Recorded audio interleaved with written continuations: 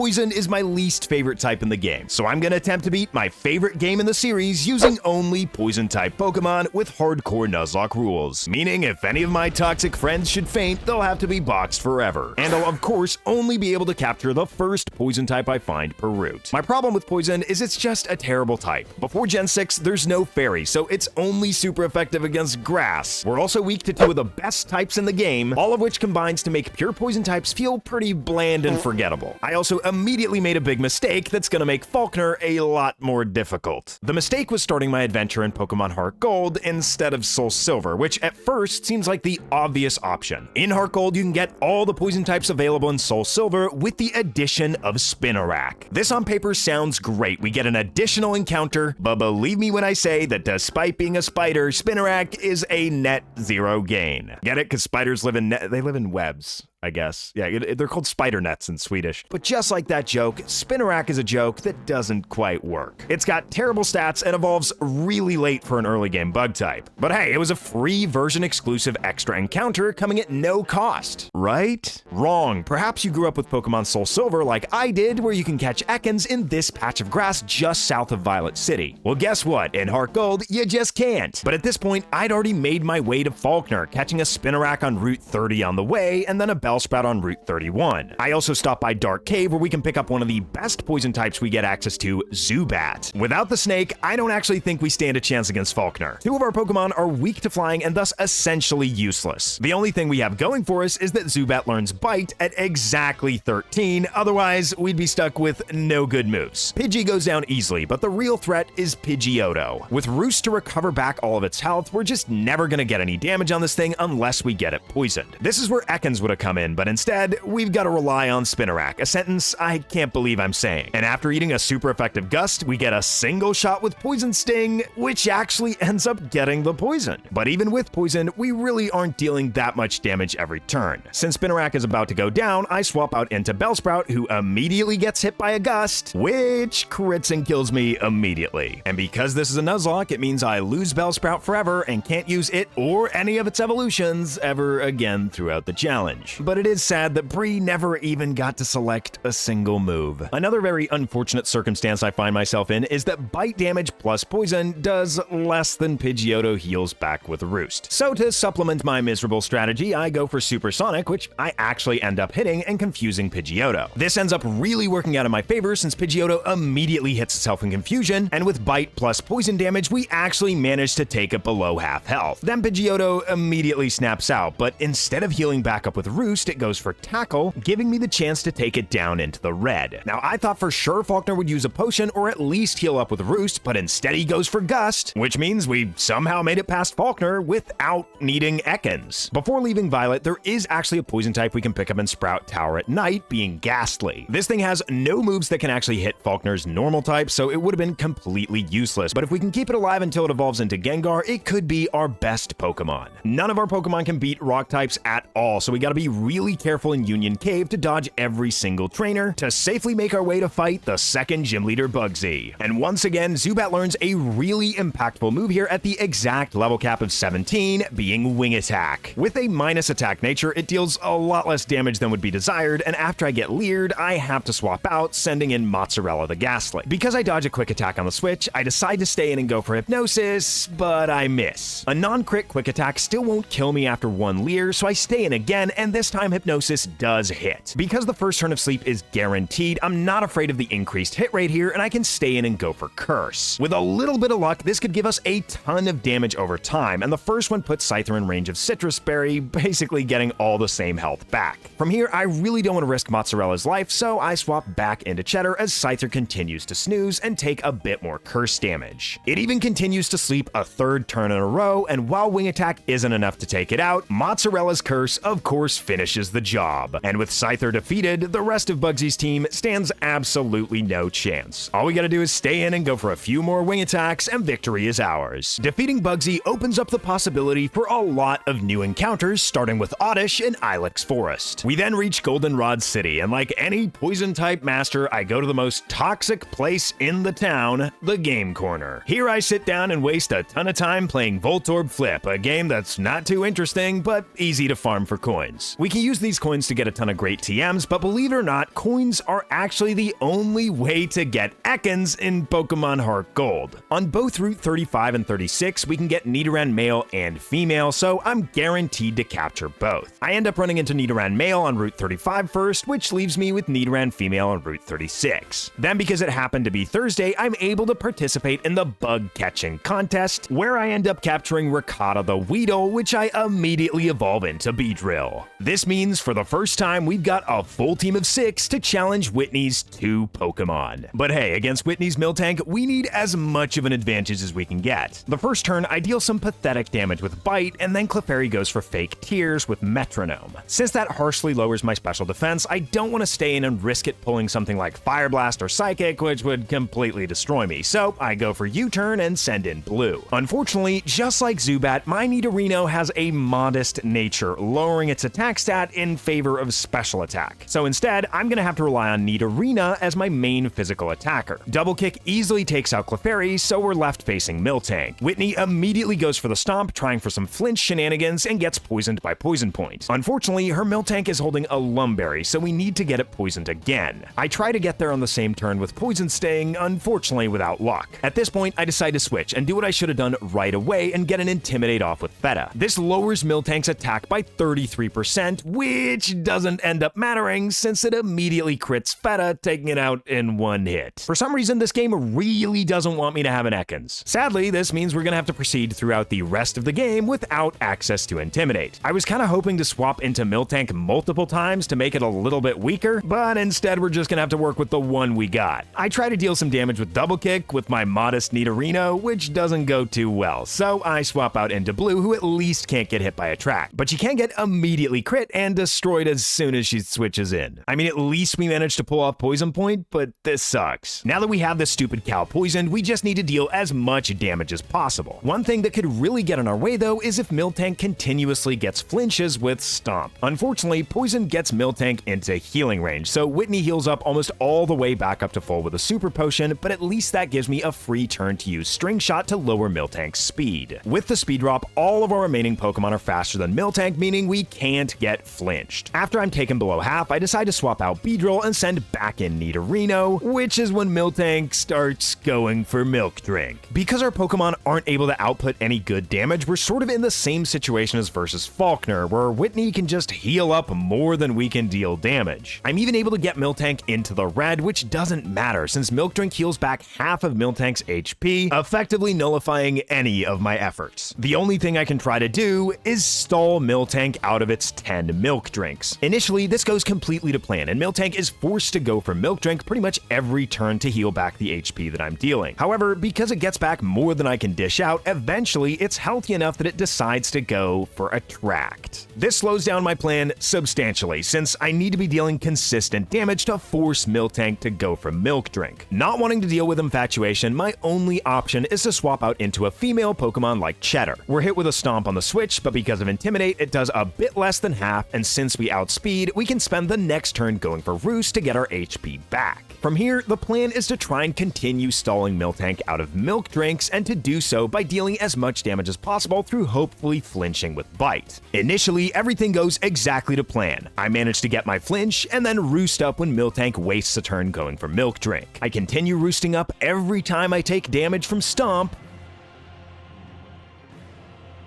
and it wouldn't be my luck if it didn't happen again. This evil cow has stepped on the corpses of half of my team at this point, all while revoltingly feasting on its own milk. Whitney, you truly are a deranged sadist. At this point, she's used up 6 of her 10 Milk Drinks. By keeping her at low enough health, I force her into using the next 3 with Double Kicks. But with 1 PP left, she surprisingly doesn't go for it as I take her into the red together with poison damage. If Whitney didn't have a Super Potion here, I would have had the win. Thankfully, my first hit of Double Kick gets a crit, so I'm able to take Miltank below half HP. But even after poison damage, Miltank is just out of range of being taken out by another Double Kick, and now we get attracted. At such low health, this could be the end for us, since poison doesn't even take Miltank out. Because of Scrappy, we can't switch to Mozzarella, and Ricotta is at low health too. I've gotta just risk the love, and the goat pulls it off. Double kicking Miltank peek into the past, granting us our third gym badge. This of course comes at the great cost of our future Nidoqueen, the only Intimidator we can get in the game, and possibly the best Pokemon we have available to us, Crobat. So we're gonna have to pick up some replacements.